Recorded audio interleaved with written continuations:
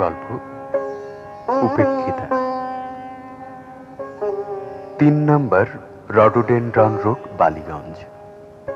বাহিরে মুষলধারে বৃষ্টি পড়িতেছে। ড্রয়িং রুমে পিয়ানোর কাছে উপবিষ্ট গরিমা গাঙ্গুলি, তাহার সম্মুখে ইজি চেয়ারে চটক রায়। ঘরে আসবাবপত্র বেশি নাই, কারণ গরিমার বাবার ঢাকায় বদলির হুকুম আসিয়াছে। অধিকাংশ জিনিস প্যাক হইয়া আগেই রওনা হইয়া গিয়াছে। এই চটক ছেলেটি যেমন ধনী তেমনি মিষ্টভাষী, বিনয়ী, বাধ্য, চিমটি কাটিলেও টু শব্দ করে না, যাহাকে বলে নারীর মনুষ্য, অর্থাৎ লেডিজ ম্যান। না হইবে কেন? সে যে 5 বৎসর বিলাতে সেরেফ এটিকেট অধ্যয়ন করিয়াছে। এমন সুপাত্র আজকালকার বাজারে দুর্লভ। গরিমার পিতামাতা কলিকাতা ত্যাগের পূর্বেই কন্যাকে বাগদত্তা দেখিতে চান।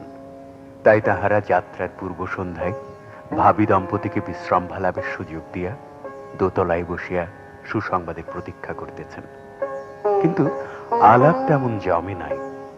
গোটা 15 গান শেষ করিয়া গরিমা তৃতীয়বার জানাইল, কাল আমরা যাচ্ছি। চটক বলিল, ও হায় রে, বিদায় বার্তার এই কি উত্তর? গরিমার কথা জোগাইতেছে না। অগত্যা বলিল, সেই ভুটানি গজলটা গাইব কি? না, এইবার ওঠা যাক। সে কি হয়, আগে বৃষ্টি থামুক।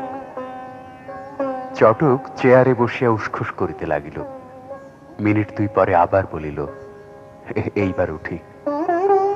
গরিমা ভাবিতেছিল, কবি বৃথায় লিখিয়াছেন, এমনও দিনে তারে বলা যায়। এই বাদল সন্ধ্যা কি নিষ্ফল হইবে? চটকের কি হইল? কেন সে পলাইতে চায়? তাহার কিসের অস্বস্তি, কিসের অস্থিরতা? গরিমার মোহিনী শক্তি আজ তাহাকে ধরিয়া রাখিতে পারিতেছে না। সেই ভেটকিমুখী বেহায়া মেনিমিত্তিরটা চটককে হাত করে নাই তো? গরিমা তাহার কণ্ঠাগত ক্রন্দন গিলিয়া ফেলিয়া বলিল, আর একটু বসুন। কিন্তু চটক বসিল না। চেয়ার হইতে লাফাইয়া উঠিয়া বলিল, না চললুম, গুড নাইট। বৃষ্টির নিরবচ্ছিন্ন ঝমঝমানি ভেদ করিয়া চটকের মোটর গুঞ্জুরিয়া উঠিল। গেল, যাহা বলিবার তাহা না বলিয়াই চলিয়া গেল।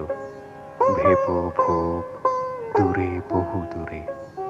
গরিমা কাঁদিবার জন্য প্রস্তুত হইয়া চটকের পরিত্যক্ত চেয়ারে দেহলতা এলাইয়া দিল। তাহার পরেই এক লাফ, ভীষণ সত্য সহসা প্রকট হইল। বেচারা চটক চেয়ারে অগন্তি ছাড় পোকা।